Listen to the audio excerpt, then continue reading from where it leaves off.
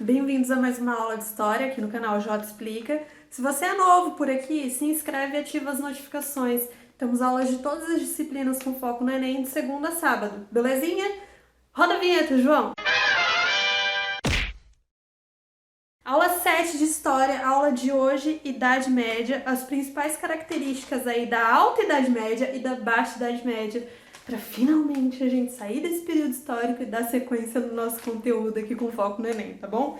Gente, ó, a Idade Média, ela acontece do século V até o século XV, ou seja, 1000 anos de história, 1000 anos de processo histórico. Se você perdeu as aulas passadas, clica no cardzinho aqui em cima, tem uma aula específica para feudalismo e outra aula específica para cruzadas, tá bom?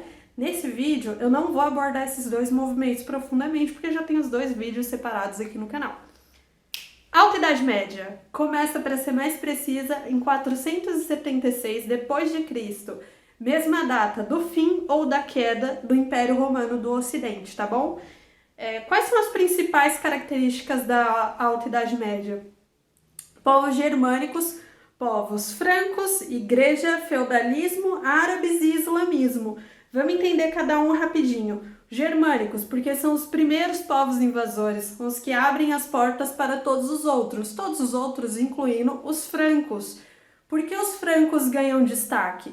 Galera, o reino dos francos cresceu tanto que faltou isso aqui para ser considerado um novo império. Então a gente destaca no momento que estamos estudando Alta Idade Média, o vestibular cobra, belezinha? Igreja, controle absoluto, não só a questão da Santa Inquisição, de você perseguir a galera herege, que não seguia os dogmas da Igreja Católica, como domínio na produção científica, domínio na educação da Alta Idade Média. Da Baixa também, o domínio da Igreja Católica se dá ao longo de todos os 1000 anos de história, mas é destacado o princípio dele na Alta Idade Média, tá bom? Feudalismo, tem um vídeo específico para isso no canal, clica no cardzinho, já falei, dá uma conferida lá.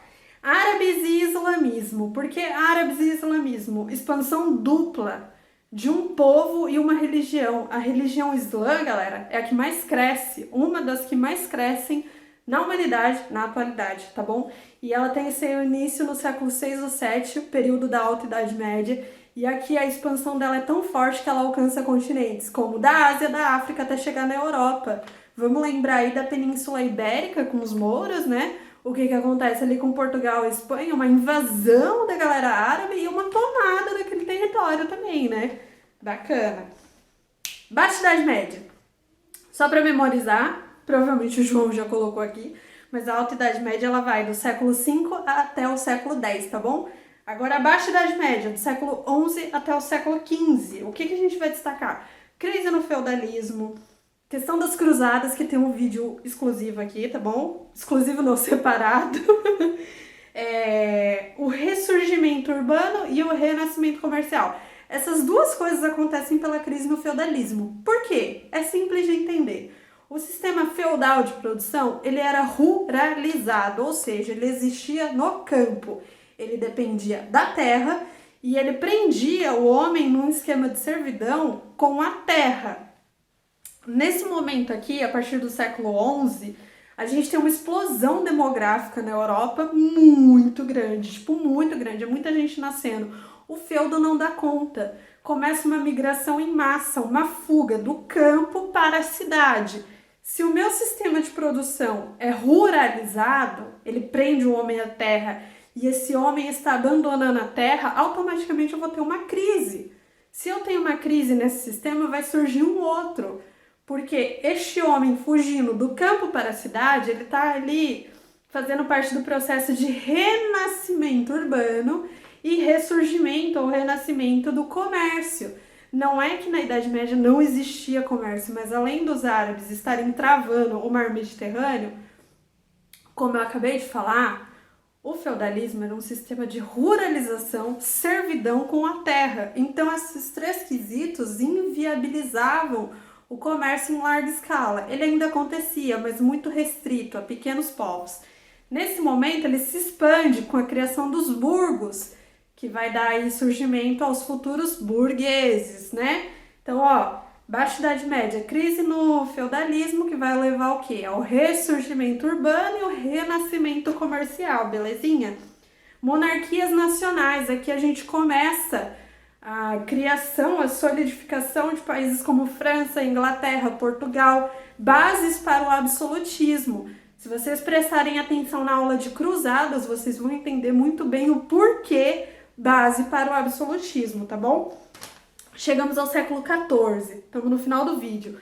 O que é o século XIV? Desgraça, desgraça, desgraça. A gente tem a questão da fome, a questão da peste negra e a questão de guerras, como a Guerra dos 100 Anos.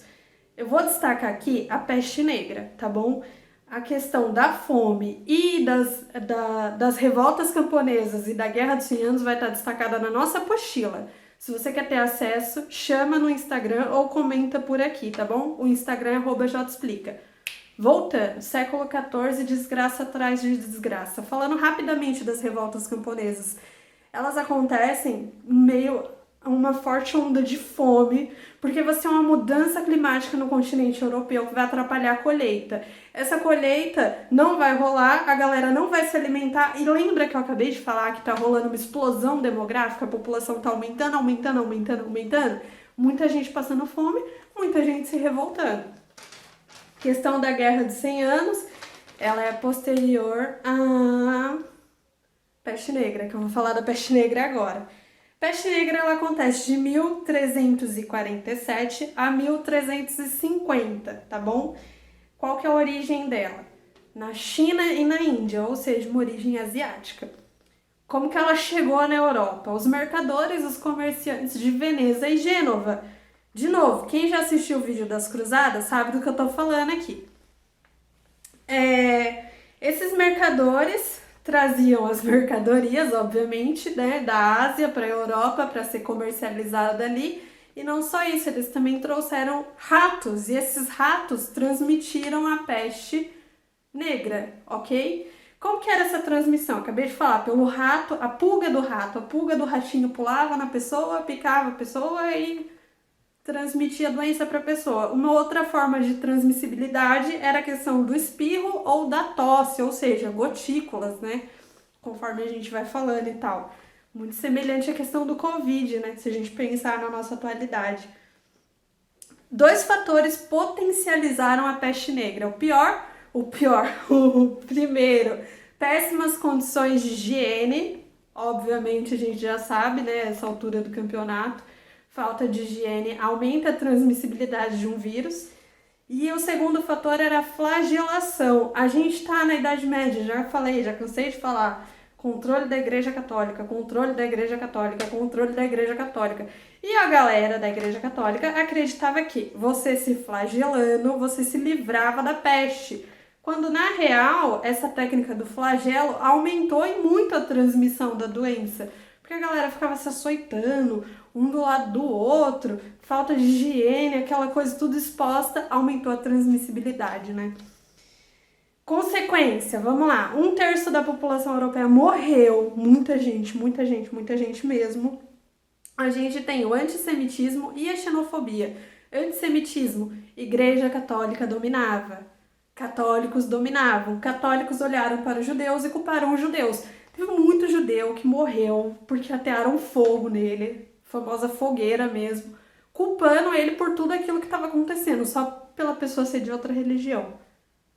Xenofobia. As cidades feudais se fecharam e não aceitavam estrangeiros porque eles acreditavam que os estrangeiros estavam trazendo a peste, quando na verdade eram os seus próprios mercadores indo até a Ásia buscar mercadorias. Mas enfim, né? Por que a gente estuda Idade Média?